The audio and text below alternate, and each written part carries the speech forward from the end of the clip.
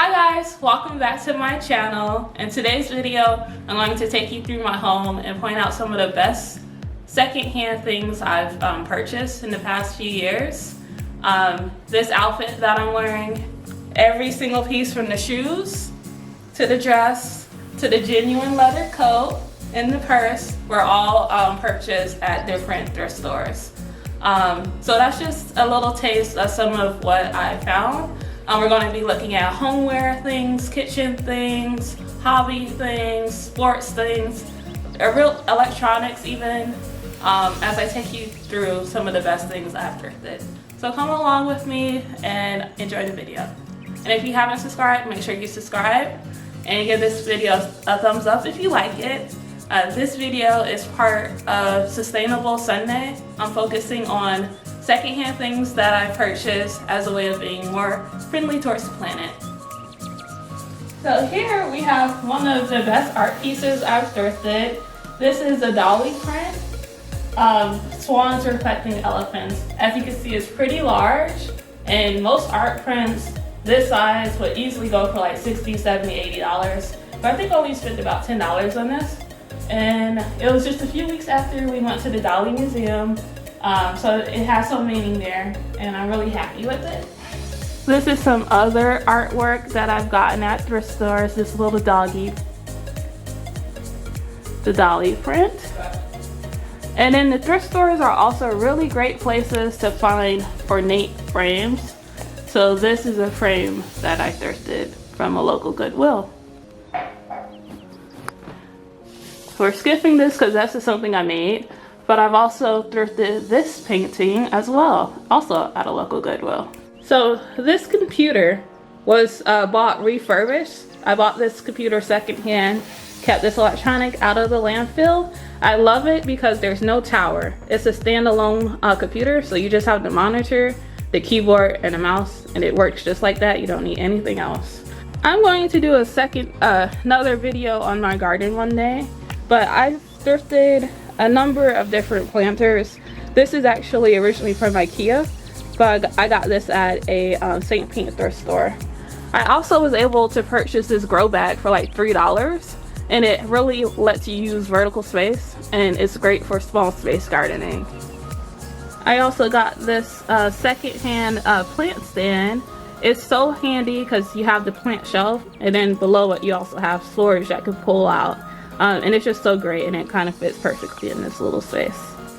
I have so many books I've purchased secondhand at either independent bookstores that sell secondhand books or just straight up at a thrift store. I have these selected poems of Langston Hughes, which I love.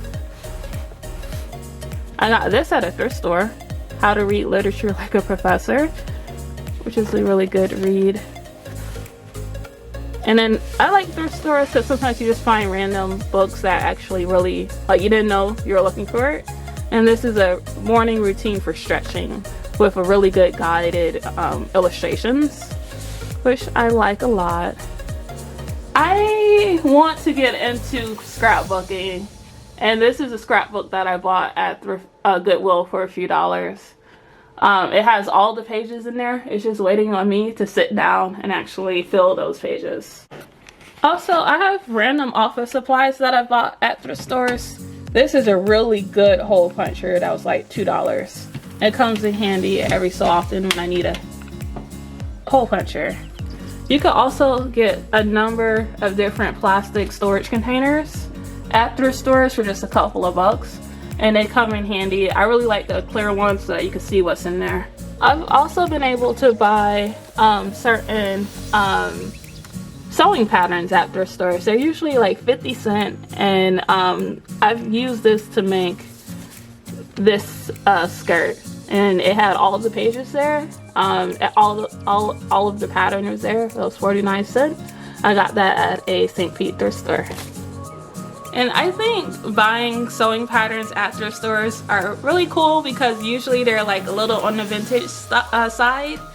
So not only are they really affordable, they're also really unique. You get all types of patterns from like the 80s and 90s, and it's just like a really great resource if you're into sewing. I've had this mirror since I was living in DC, and I love it. It's vintage, secondhand, and I got it off of Etsy, which is also a great source if you're trying to find things that are secondhand. This is an African bust that I was able to find at a local Goodwill. I just love it so much. I love the detail and the facial expression. It was such a great, unique find. I have a glass collection going on. All of these were purchased at secondhand stores or vintage stores. I won't pull them out of their little cubbies, but I was able to thrift this stand mixer that retails for about $200. I got it for $20. And then I also got a hand mixer for just a couple of bucks at a different thrift store. These two things really elevate the baking experience that I'm trying to get into. And just having a stand mixer, I used to have one that I bought firsthand for like $50, and it was so loud, and it didn't get the edges of whatever was inside of the bowl, and the bowl was smaller. So this is just so nice to have. It came with multiple attachments, the paddle attachment, the whisk attachment, and it also has this guard that helps keep your kitchen clean so you don't get flour and everything coming out of here when it's mixing very quickly. And it's just such a great find. I wasn't looking for a stand mixer when I found this, but when I saw it, I knew it was high quality. I knew I wanted a better stand mixer, and instead of you know, contributing to consumerism and like new purchases, I was able to get the second hand and donate my old one. Some kitchen organization that we have here for spices.